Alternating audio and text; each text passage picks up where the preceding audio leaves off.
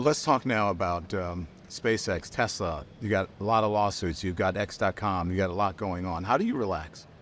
Well, I relax. I spend time with my kids, my friends, and I, make somewhat of a nerd technologist. So I like playing video games. So I'll play video games with friends online. Which one? And lately, I've been playing Diablo, but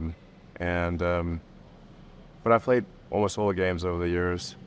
A long time ago, I was like semi-pro good at Quake. This is really dating me because we're talking about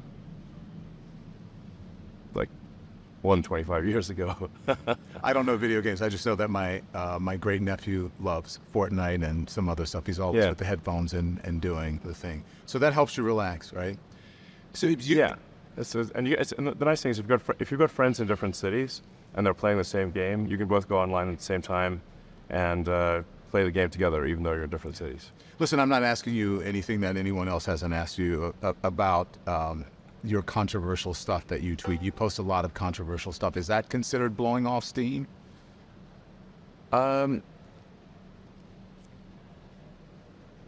Well, I guess I do enjoy using the platform. I mean, I do call the X platform the PvP, or player versus player platform.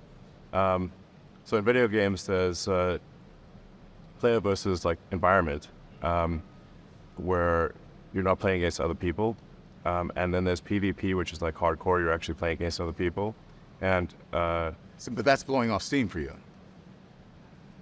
Yeah. Yes. It is to some degree, not always. I mean, obviously I use it for, to post jokes, to post, sometimes trivia, sometimes things that are of great importance. So you do a lot of it at night, like late at night. So when you're doing this, are you sober when you do it? Almost always, yes. Under the influence of anything? No, I don't drink. I don't really, no. So you got no drink, no smoke, no nothing. I mean, you smoke pot with Rogan. I had one puff. Yeah. I think anyone who smokes pot can tell I don't know how to smoke pot. But you've admitted that you have a ketamine prescription. Yeah. What's that for? Well, I mean, it's pretty private to ask somebody about a medical prescription, But I think it's something I'd say, like, there are times when I have sort of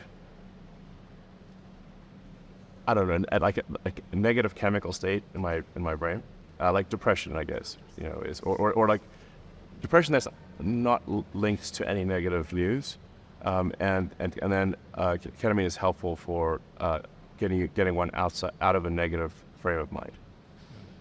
Well, listen, so I in fact, I generally, obviously I'm not a doctor, but I would say if someone has depression issues, they should consider talking to their doctor about ketamine instead of SSRIs. Listen, I think that ketamine and drug therapy is increasingly becoming more in the mainstream. Yeah. Do you think you're doing it under a doctor's care, right? Yeah. Literally a prescription from a real doctor, not like, Yeah, but do you feel like you ever abuse it? I don't think so. If you use too much ketamine, you can't really get work done. So I have a lot of work. So I'm typically putting in 16-hour days. That's normal for me, and it's rare for me to even take off a weekend day. So I don't really have a situation where I can be not mentally acute for an extended period of time. Like I can't really get wasted because I can't get my work done.